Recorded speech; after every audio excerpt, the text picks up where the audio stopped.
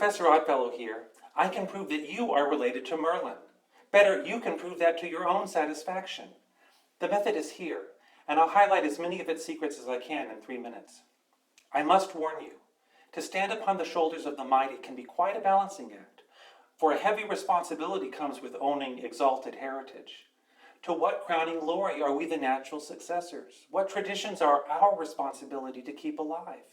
Daniel Webster explained, by ascending to an association with our ancestors, by contemplating their example and studying their character, by partaking their sentiments and imbibing their spirit, by accompanying them in their toils, by sympathizing in their sufferings and rejoicing in their successes and triumphs, we become their contemporaries, live the lives they lived, endure what they endured, and partake in the reward which they enjoyed.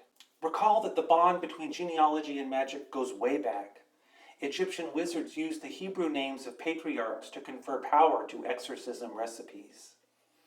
On our eternal quest for the impossible goal of knowing what it is to be human, we can't all be as lucky as Hungarian escape artist David Merlini, who inherited that wizardly name from his Italian father.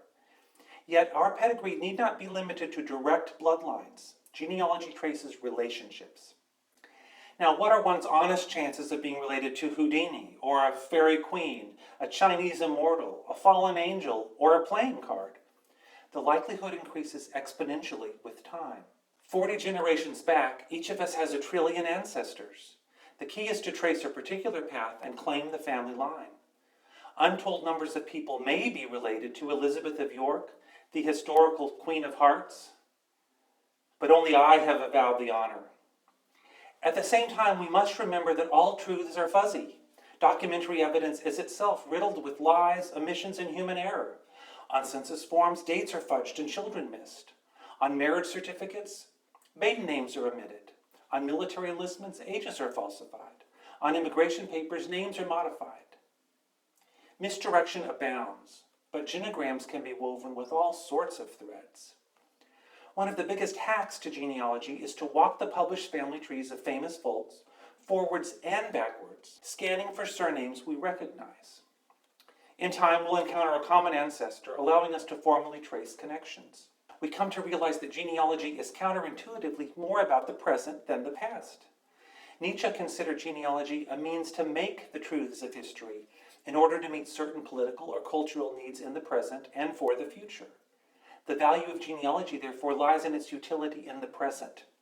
We can follow the example of David Drake, who traced his family history back to Vlad Dracula, and not only presented his research at the World Dracula Congress in Transylvania, but also developed a one-man show about his archetypal identity quest. Why not just make it all up?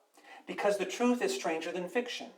We'll stumble upon some bizarre tidbit, unlikely anecdote, or improbable connection that we would never have manufactured.